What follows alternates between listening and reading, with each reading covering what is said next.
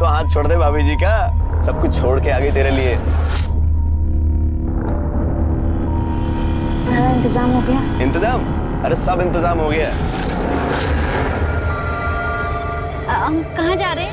अरे बता तो रहा हूँ भाभी जी, मतलब होने वाली भाभी जी, नौकरी की सारी बात हो गई है, घर का भी सारा बात हो गया है, बस तुम दोनों की शादी होना बाकी है। जल्दी कर लो। हाँ तो वो भी करवा लेते हैं ना। ओ मंगलम भगवान विष्णु मंगलम गरुड़ध्वज।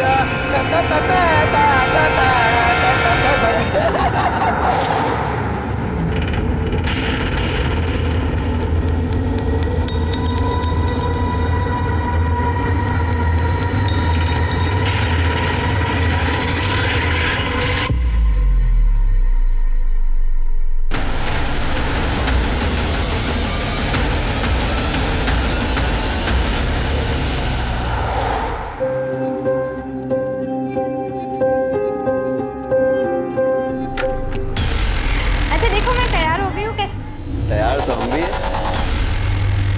3-3 दूल्हे। अब शादी छोड़ो, चलो सुहाग रात मनाते हैं।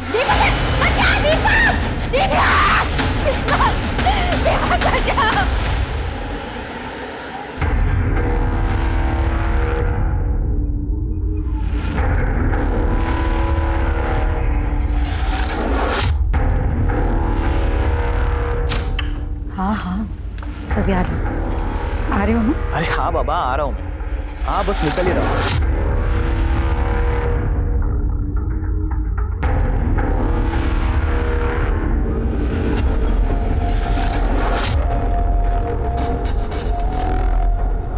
ओ हीरोइन, सारा दिन ये पंखा साफ करना है, बाकी का काम तेरा बाप करेगा क्या? नहीं बस कोई नहीं। पैसे ले और सामान की लिस्ट। चल मार्केट जाके सामान लेके आ, और हाँ टाइम से आना वापस घर। कहाँ जा रहे हो तुम? चुपचाप ना अपने काम से काम रखा करो, समझ में आ गया? इतनी बार मना किया, टोका मत करो पीछे से, लेकिन आदत नहीं जाती।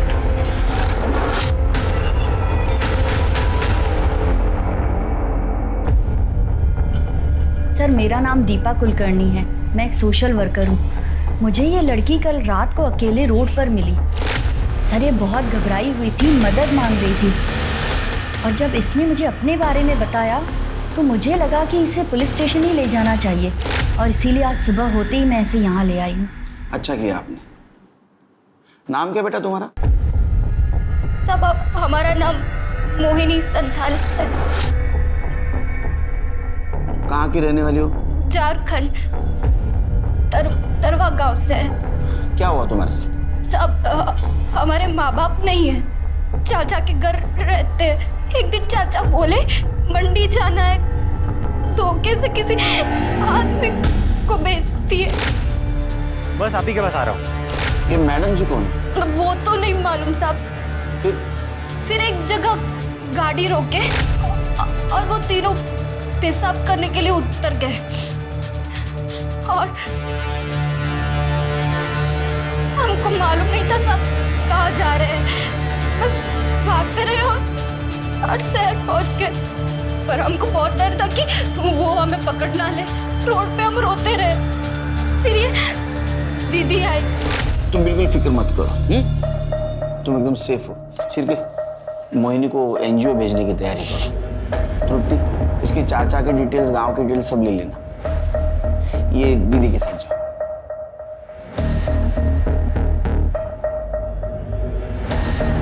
शिरके, मुझे लगता है गर्ल ट्रैफिकिंग का मामला है, लेकिन मैडम जी कौन हो सकती है?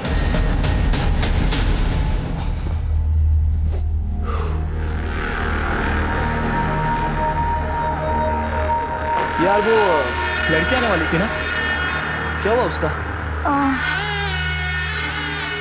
नहीं आई। कुछ प्रॉब्लम है तो किसी और को ढूंढना पड़ेगा। क्यों? क्या हुआ उसका? इतने परेशान क्यों हो रहे हैं? टेंशन मत लो, मैंने तुम्हारे लिए उससे भी अच्छी लड़की ढूंढी। अरे यार तुम समझ नहीं रही हो, मेरे माँ बाप मेरे पीछे पड़े हुए शादी के लिए, बांध देंगे मुझे किसी के भी साथ, फिर रोती रहना अकेली बैठकर। तुम टेंशन क्यों ले रहे हो? मुझे तुमसे ज्यादा उस बात की फिक्र है, और वो लोग ढूंढे उससे पहले मैं ढूंढूंगी तुम्हारे लिए। जानते हो ना कितना प्यार करती हूँ, ऐसे खो दूंगी।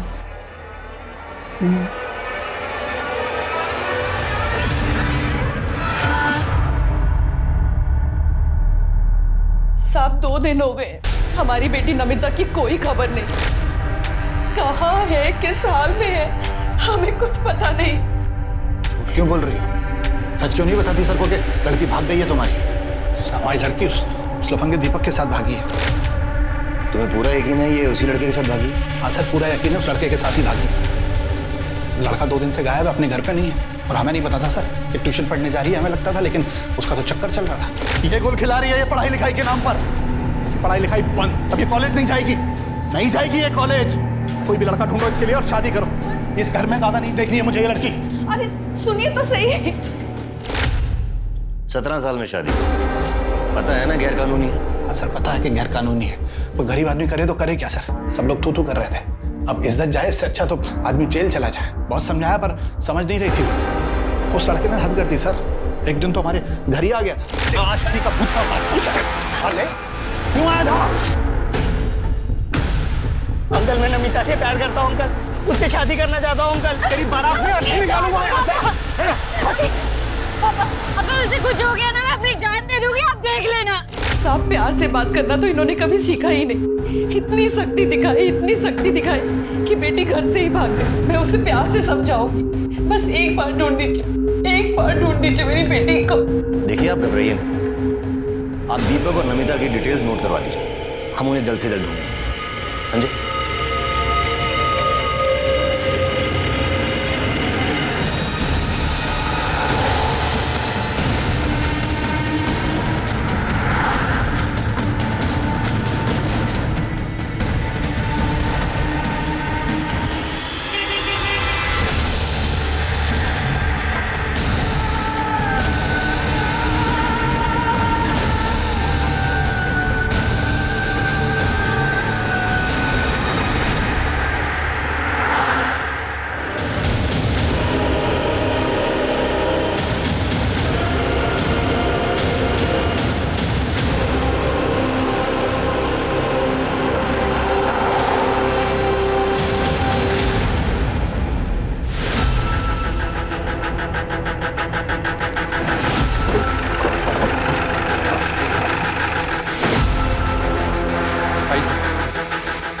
सर लड़की की बॉडी है, देखकर लगता है कि 16-17 साल की होगी।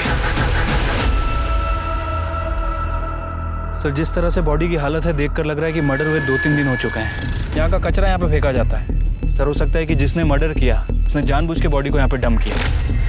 आज सुबह कचरा फेंकने आया था, उसी ने बॉडी को देखा और हमें फ़ोन किया। सर लड़की के प्राइवेट पार्ट पर ड्राई ब्लड मिला है। सॉल्ट या जैसा मामला हो सकता है, पर बॉडी पूरी तरह से सड़ चुकी है, इसलिए ऐसा कुछ कहा नहीं जा सकता। Sir 1 minute. सर ये देखिए, लड़की का चेहरा थोड़ा विजिबल है और कुछ दिन पहले शास्त्री नगर पुलिस स्टेशन में इसी डिस्क्रिप्शन की एक लड़की की मिसिंग कंप्लेंट आई थी। ये फोटो। कंप्लेंट किसने की थी? सर इसके हस्बैंड ने, श्याम कोंडे ने। उसको आइडेंटिफिकेशन के लिए बोला और कुछ आसपास चेक किया, एविडेंस कुछ को नहीं मिला? आसपास कोई एविडेंस वगैरह नहीं मिला। इससे बात हो गई? हाँ सर, इससे मेरी बात हो गई है। ठीक है, बॉडी को पोस्टमार्टम के लिए भेज दो।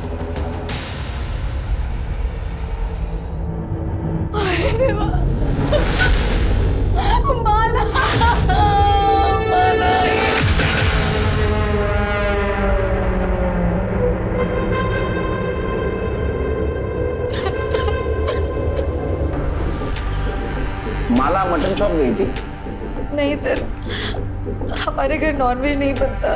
वो सब्जी लेने गई थी और शाम तक नहीं लौटी, और ना ही फोन साथ ले गई थी कि फोन लगा करके देखी कि वो कहाँ पे है। फिर अगले दिन जब वो नहीं लौटी तो मैंने मिसिंग की कंप्लेंट लिखवाई थी। आप लोगों को किसी पे शक, किसी से कोई झगड़ा दुश्मनी जो ऐसा कर सकता है?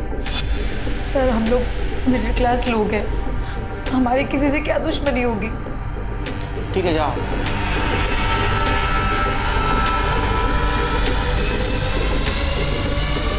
पूरा नाटक है सिर के। हाँ, ड्रामेबाज है एकदम। देखो ना, किसी ने नहीं पूछा बॉडी कब मिली।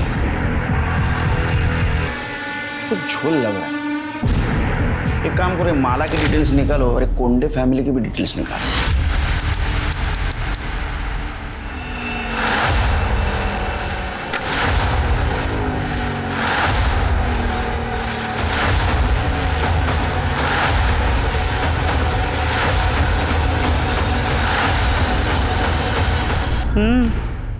फोटो देखी? मैं आज ही आई बाबा को उसकी फोटो भेजता हूँ। देखना शादी के लिए फौरन हाँ कर देंगे। अरे लड़की सिर्फ 17 साल की है, नाबालिग है वो। पहले उसके एज प्रूफ के ना झूठे पेपर्स तैयार करने दे। शांति रख। ठीक है सर, कोंडे फैमिली के पड़ोसियों से बात की है। सर, हैरानी की बात यह कि पड़ोसियों तक को नहीं पता था कि माला उस घर में नौकर थी या फिर श्याम की बीवी। सर, ये कोंडे फैमिली माला के साथ बहुत बुरा व्यवहार करते थे, उसे नौकरानी की तरह ट्रीट करते थे। फिर अचानक से एक दिन उन्होंने कहा कि श्याम और माला की शादी हो गई। किसी को नहीं पता चला कि उनकी शादी कब हुई। मुझे तो पहले से झोल लग रहा था शिरकी। ये कोंडे फैमिली की डिटेल्स निकाली? हाँ सर, ये श्याम को जुए की लत, काम वाम कुछ करता नहीं था। रमाकांत के पास भी कोई काम नहीं है और ये वैशाली घर चलाने के लिए नर्स और हाउस होल्ड हेल्प का काम करती है। दूसरों के घर में नौकर प्रोवाइड करवाया करती थी। शिरकी, मुझे वैशाली के काम में भी झोल लग रहा है। पता करो, ये नर्स और नौकर प्रोवाइड करने के नाम पे कुछ काले धंधे तो नहीं करती थी? सर हमने पता किया माला का बर्थ सर्टिफिकेट नकली है।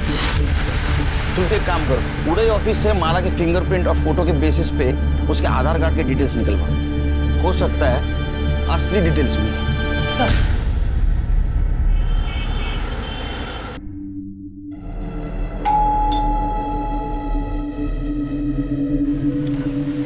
नमस्ते। नमस्ते आंटी। आंटी नमिता दीदी कहाँ है? बेटा वो घर पर नहीं है, अपने मामा के घर गई है।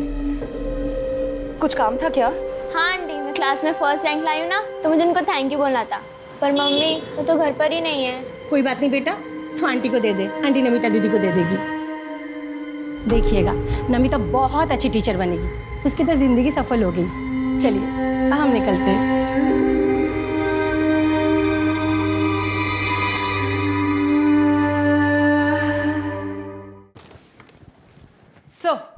सर ये माला का ओरिजिनल आधार कार्ड, जिसमें माला का नाम माला कोंडे नहीं, माला सुरभि है। और इसमें एड्रेस भंडारी के पास अंबाड़ी गांव का है। एक काम करो तृप्ति, ये माला के गांव जाओ, सूर्य फैमिली के सारे डिटेल्स निकालो, पता करो ये माला की शादी हुई थी भी या नहीं। सर, माला की पीएम रिपोर्ट। सर, रिपोर्ट के हिसाब से उसकी मौत 7 सितंबर की शाम 4 बजे से 6 बजे के बीच में हुई। सर, साथ ही साथ उसकी बॉडी पर सिगरेट के जलाने के निशान भी हैं, नाखून के खरोच के निशान भी और काटने के निशान भी हैं, और बॉडी पर 3 अलग अलग लोगों के सीमेन सैंपल भी मिले। शिरके, इंसान ने हैवान इतनी छोटी सी उम्र में उसके साथ जबरदस्ती की। कई सारे लोगों ने सिगरेट के चटके दे, काटा, उसको खरोचा। हो सकता है उसके साथ गैस किया होगा और इसकी वजह से उसका खून बहा और वो मर गया। हो सकता है सर। वैसे ये कोंडे फैमिली के बारे में जो इन्फॉर्मेशन मिली है उसे भी झुटलाया नहीं जा सकता सर, क्योंकि थकान, बॉडी को सही न्यूट्रिशन ना मिलना, कुपोषण, ये भी मौत का एक कारण है। चिरकिया, हमें इन्फॉर्मेशन नहीं, सबूत चाहिए। हमें पता करना होगा ये शाम की शादी हुई थी भी या नहीं, और ये भी पता कर दे ये कोंडे फैमिली सच बोल रही है झूठ। और एक चीज पता करनी है, ये श्याम और रमाकांत का डीएनए हमें बॉडी पे जो सीमेंट्स मिले उससे मैच होता ही नहीं। अरे देवा, देख बोला था ना मैंने, ये माला ना सिर्फ शक्ल से भोली दिखती है लेकिन है नहीं। साहब मुझे पक्का मालूम था ये माला ना बाहर जाके 10 जगह मुंह मारती है। अरे ये उसका पति है। अरे जब भी छूने जाता ना उसको तो काटने दौड़ती थी वो। बहुत लेता था ना उसकी साइड, बोलती रहेगी मैं तुझे। अरे धोखा दे रही थी वो तुझे। सर, मैं उससे बहुत प्यार करता था। वो जब खो गई थी तब पूरे मार्केट में उसे ढूंढने गया था। पुलिस स्टेशन में रिपोर्ट लिखवाई थी मैंने। तुम्हारी शादी हो गई थी ना, तो रजिस्ट्रेशन भी हुआ होगा, मैरिज सर्टिफिकेट है? साहब शादी 2 महीने पहले हुई थी, अब सर्टिफिकेट ये रजिस्टर करवाते तब तक तो माला ही चली गई। अच्छा, शादी की फोटो दिखा दीजिए। हाँ सब शादी तो इतनी धूमधाम से हो ही नहीं थी, बस घर वालों के सामने ही घर में हो गई थी।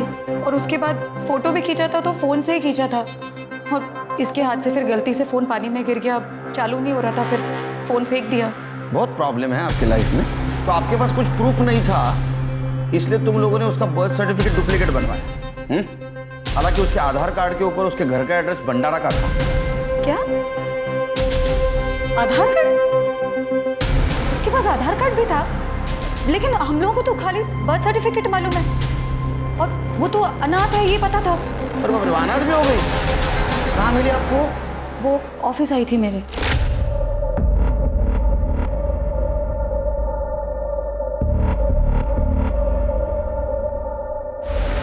क्या है?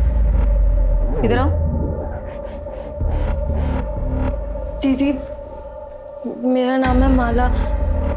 मैं अनाथ हूँ। मेरा कोई नहीं है। कोई काम मिल जाता तो।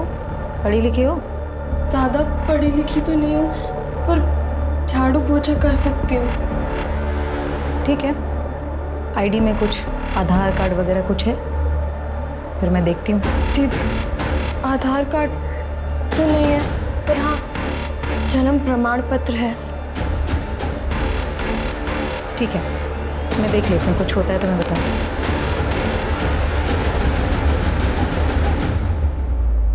सर, माला की कहानी सुनकर मुझे उस पर तरस आ गया था। दिखने में भी ठीक ठाक थी वो, इसलिए मैंने वैनी से कहा कि आप ही पूछ लीजिए उसे कि अगर वो शादी करना चाहती है मुझसे। साहब, उसने भी मना नहीं किया, हाँ बोल दिया, तो मैंने शादी करवा दी। सच बोल रही है? हाँ, ये सच बोल रहे हैं? हाँ, ऐसे ही हुआ था। चिरके, ये शाम की डीएनए टेस्ट करवा। रमाकांत का भी। मेरा क्यों? मैंने क्या किया? किसी ने कुछ किया? नहीं, मतलब मेरा मतलब है माला तो मेरी बेटी जैसी थी, बहू थी। डर क्यों रहे हो? हाँ, चिरके, इन दोनों का डीएनए टेस्ट करवा। चिरके, ये कोंडे फैमिली का झोल है। वो रमाकांत देखा कितना डरा हुआ था। मुझे लगता है माला से जबरदस्ती प्रोस्टिट्यूशन करवाते थे। हो सकता है सर, लेकिन अगर 1% भी चांस हुआ कि माला एक काम जानबूझ के करती थी पैसे कमाने के लिए, तो सर? नहीं चिरके, अगर वो जानबूझ के करती थी, इतने पैसे कमाती थी, तो पैसों का क्या करती थी? क्योंकि उसके मौत का एक कारण कुपोषण भी है। उसको ठीक तरह से खाना भी नहीं मिलता था। ये वैशाली के एजेंसी का कुछ पता चला है? ऐसी एजेंसी? हाँ सर, इसकी एजेंसी लीगल है, रजिस्टर्ड भी है। अपने खबरों को अलर्ट कर दो। ये कोंडे फैमिली के सारे डिटेल्स चाहिए मुझे, पास्ट फ्यूचर प्रेजेंट सब। ठीक है सर।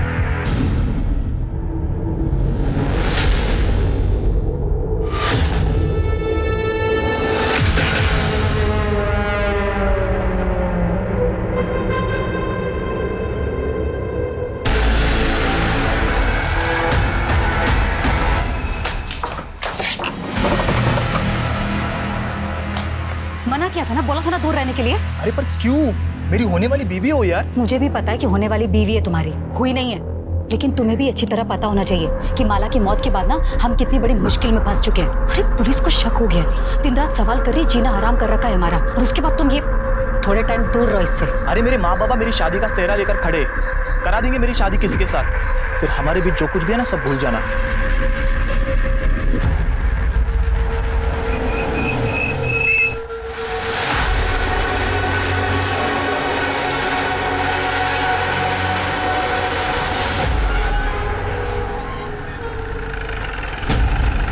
अच्छा सुनो, मैं राम बाबू के यहाँ पे आता हूँ, हैं? ठीक है? आप माला सुर्वे के माता पिता सविता सुर्वे और हीरानंद सुर्वे हैं? नहीं, हम लोग राउत हैं। सुर्वे तो वो थे जिनसे 4 महीने पहले हमने घर खरीदा था। तो वो लोग अब कहाँ हैं? पता नहीं। मैडम, सुर्वे लोग तो ये गांव छोड़ के कब के चले गए? आप कौन? मैडम, मैं सुशीला, उनकी पड़ोसन। वो लोग बहुत कमीने थे, अपने बेटे मकरंद की शादी में खर्चा करने के लिए बेचारी माला को बेच दिया, और जब बिरादर में थूथू होने लगी तो ये घर बेचा और भाग गए। इसे पहचानती हो? हाँ, यही तो है माला, इसे कैसे नहीं पहचानूंगी, बचपन से देखा है मैंने इसको। तो सुर्वे फैमिली कहाँ पे है? उनके बारे में कुछ जानती हो? माँ बाप का तो पता नहीं, पर सुना है मकरंद विट्ठल नगर में अपने ससुराल में घर जवाई बन के बैठा है। सर, घर बेचकर जाने के बाद माला के माता पिता को किसी ने गांव में नहीं देखा। मकरंद का भी यही कहना है कि वो अपने आखिरी दिनों में हरिद्वार चले गए। हरिद्वार पुण्य कमाने ने पाप धोने गए होंगे। सर, मकरंद का कहना है कि उसके शादी के बाद से ही वो चले गए, और उसके बाद उसके साथ भी उसकी कोई बातचीत नहीं। सर, माला की बॉडी पे जो 3 लोगों के सीमेन मिले थे, उसकी डीएनए रिपोर्ट आ गई सर। उनमें से एक का डीएनए श्याम के डीएनए से मैच करता है। और दूसरे 2 रमाकांत की डीएनए रिपोर्ट? सर, रमाकांत का डीएनए सीमेन से मैच नहीं कर रहा है। मतलब कोंडे फैमिली माला के बारे में जो बोल रही थी वो सच हो सकता है, या ये भी हो सकता है कि उसके साथ किसी ने जबरदस्ती की। सर, दिल्ली से एक लड़की की पूछताछ आई है। कुछ दिन पहले वो अपने बॉयफ्रेंड के साथ घर से भाग गई थी। वो लड़की नागपुर में दिखाई थी। उसका नाम है नमिता सिंह। ये फोटो और उसकी उम्र 17 साल। शिरके, इसका लुकआउट नोटिस जारी करो, हो सकता है इसके बारे में किसी के पास इन्फॉर्मेशन हो। ठीक है सर।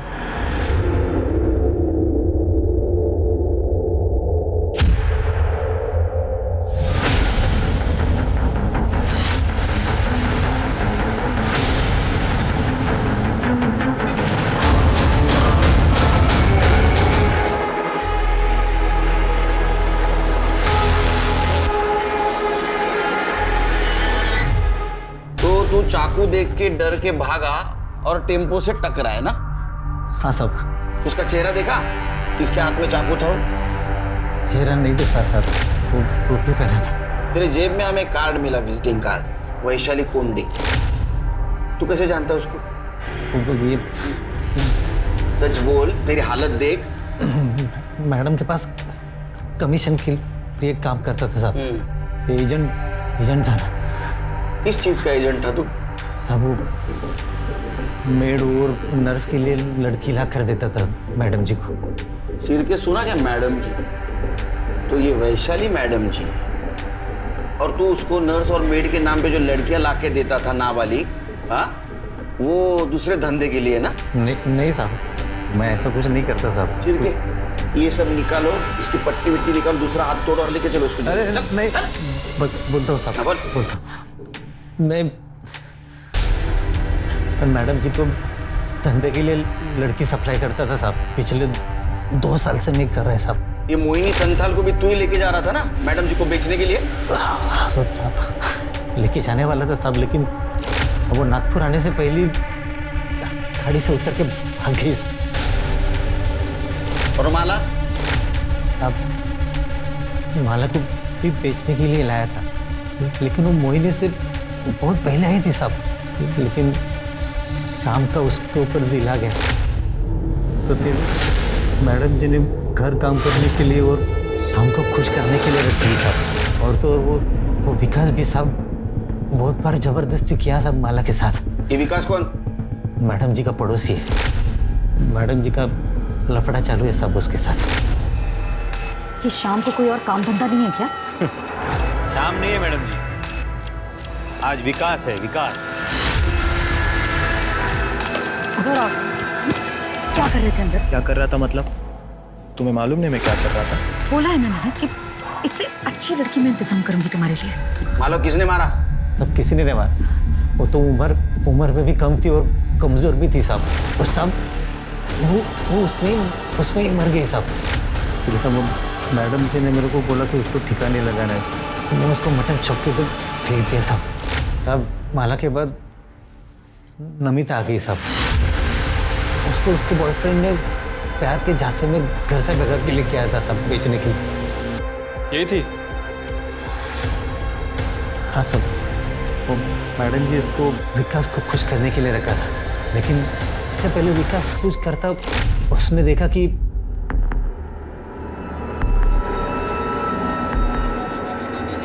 तू अंदर क्या कर रहा था? तेरी हिम्मत कैसे हुई मेरे होने वाली बीवी को हाथ लगाने की? होने वाली बीवी है ना, हुई तो नहीं है ना। चल। साले, हर बार तेरी मन मर्जी नहीं चलेगी, समझा? दोबारा अगर तूने उसे हाथ लगाया ना तो लगाऊंगा। क्या करेगा बे तू? ये घर मेरा और इस घर की हर चीज मेरी है, समझा?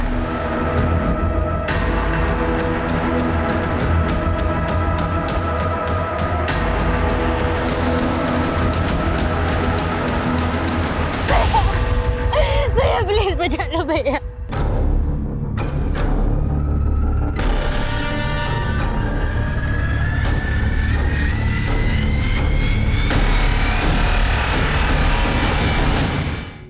क्या कर रही हो तुम? जान से मार डालोगे क्या इसे? इसे अगर कुछ हो गया तो मैं शादी किससे करूंगा? इससे तू नहीं, मैं शादी करूंगा। बस दामोदर, चल निकाल सिक्का। आज ही फैसला करूंगी इसकी शादी का। अगर हेड आया तो श्याम की और अगर टेल आया तो विकास की। ये ऐसे कैसे बोल रही हो तुम? मुंह खोला ना दोबारा तो उठा के सीधा शाम को दे दूंगी। दामोदर,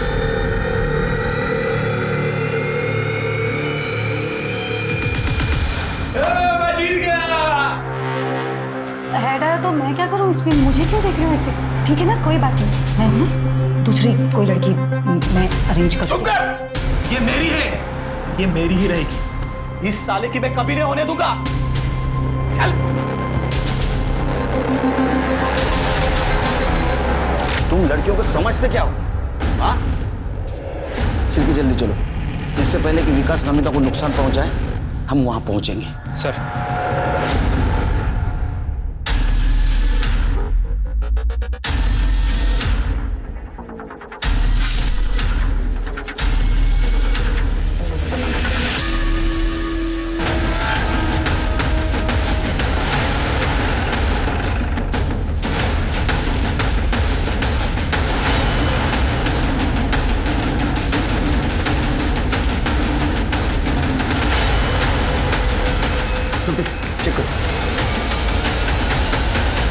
चुकी है। किसने मारा? तेरे हाथ में चाकू था। हाँ? इन सबके नौटंकी में ये शाम को मिली थी, इसलिए तूने मारा है उसको? सर नहीं सर, मेरे हाथ में चाकू था सर, मैं मारने आया था सर इसको, लेकिन पहले से मरी पड़ी थी सर। मैं सच कह रहा हूँ सर। तूने मारा?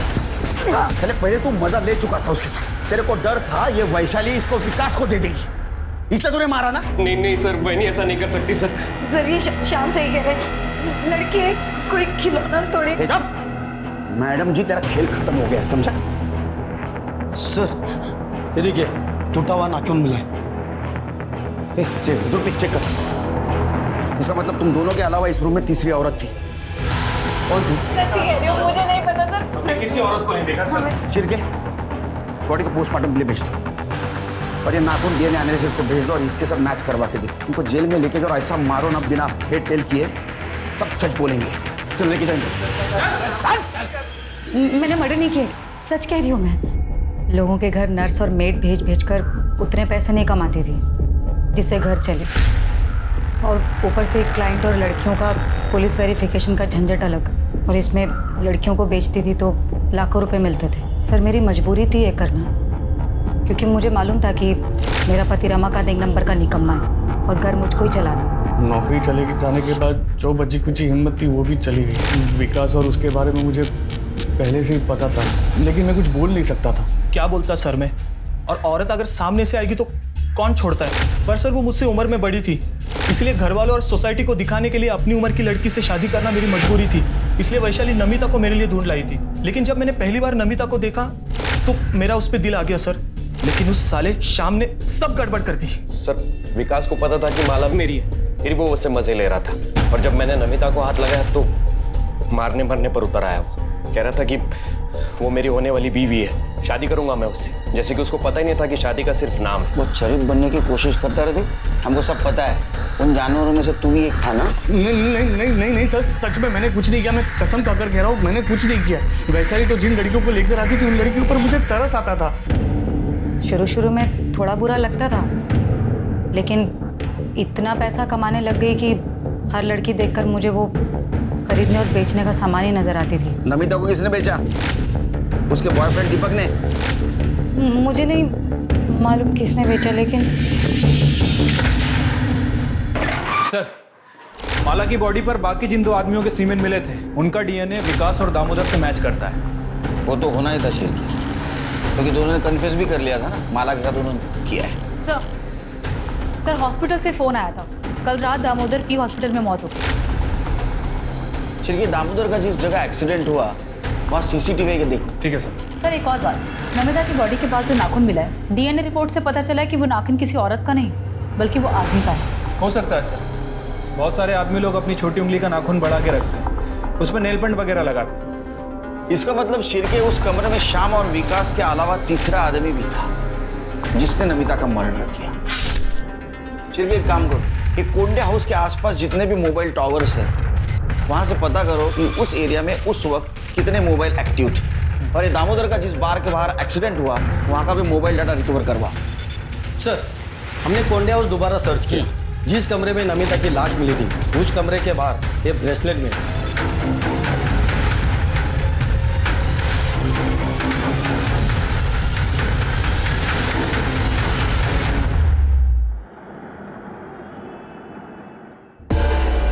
सर मैं सच बोल रहा हूँ, मेरा ब्रेसलेट खो गया था। तू रहता कहाँ है? मैं दिल्ली रहता हूँ सर। दिल्ली में रहता? तेरा ब्रेसलेट नागपुर में मिलता है, तो चोर ने यहाँ चोरी किया और नागपुर में फेंक दिया, वो भी उसी जगह जहाँ नमिता का मर्डर हुआ, रूम के बाहर। हाँ देख, तेरा मोबाइल लोकेशन भी ना उसके घर के आसपास का दिखा रहा था उस दिन। सच बोले तो हड्डियां तोड़ दूंगा तेरे। वो मुझे दिल्ली पुलिस से पता चला सर कि नमिता नागपुर में, मैं सीधा नागपुर के लिए निकल गया सर। वहाँ मेरा एक दोस्त रहता है, उसको भी मैंने बोला कि नमिता नागपुर में है, वो चेक करे। 12 तारीख की शाम को मेरे उस दोस्त को नमिता दिखाई दी तो उसने मुझे इन्फॉर्म किया। मैं छुपते छुपाते जब वहाँ पहुँचा सर तो मैंने देखा कि नमिता क्या हुआ तुझे? नमिता किसने किया ये सब? पुलिस की गाड़ी आई तो मुझे वहां से भागना पड़ा सर, मैं डर गया था। मुझे लगा अगर पुलिस मुझे नमिता के पास देखेगी तो तुम मुझ पर ही शक करेगी। शक नहीं, हमें यकीन है, सिर्फ साबित करना बाकी है। जहाँ मर्डर हुआ वहाँ एक नाखून मिला, तू भाग रहा था ना, उसी वक्त तेरा नाखून टूट के वहाँ गिरा था। चिर के इसको नाखून ले चलो, मर्डर स्पॉट पे जो नाखून मिला था ना उसे इसका डीएनए मैच करवा। अगर वो मैच हो गया ना बेटा तो तेरी तो विकेट गई। हाँ? सर जिस बार के बाहर दामोदर पर हमला हुआ, हमने वहाँ का डम डाटा चेक किया। 3 नंबर मिले, एक दामोदर का, दूसरा गाड़ी वाले का और तीसरा दिल्ली का। और यही नंबर मर्डर के वक्त नमिता के घर के पास भी एक्टिव था। किसका नंबर? सर शेर के दिल्ली पुलिस को इन्फॉर्म करो, इसको अरेस्ट करें।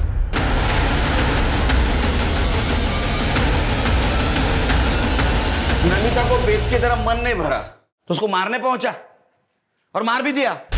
नहीं साहब, ये जो नाखून टूटा है ना, ये मर्डर स्पॉट पे मिला है, समझा? सच बोल। साहब नमिता को हम नहीं बेचे साहब, हम तो उसको बहुत प्यार करते थे। अरे जिंदगी थी वो हमारी, लेकिन हमसे एक गलती हुई साहब कि वो मुकेश जैसी दोस्त पे हम विश्वास कर लिया और उससे मदद मांगे साहब।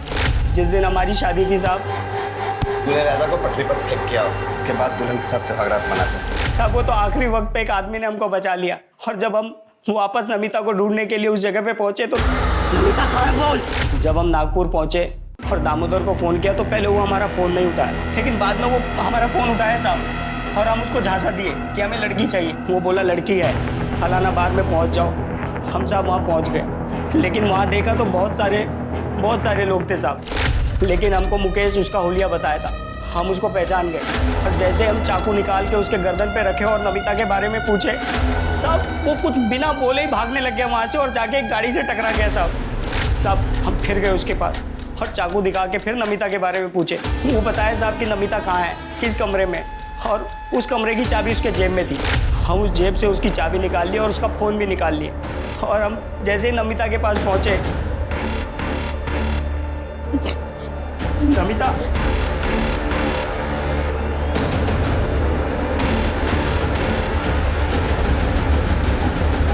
तुम क्या लेने आए हो अब यहाँ? देखने आए हो मैं जिंदा हूँ या मर गई, या फिर तुम्हारे उन 3 दोस्तों ने मेरे साथ क्या किया?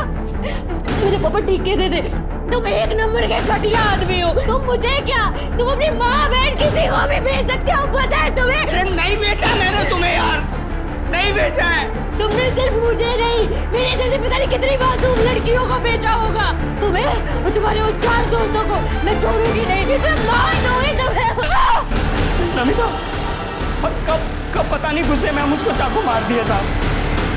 हम तो नमिता को ढूंढ के उसको बचाने के लिए गए थे, लेकिन साहब इन्हीं हाथों से हमने उसको मार डाला साहब, इन्हीं हाथों से मार डाला।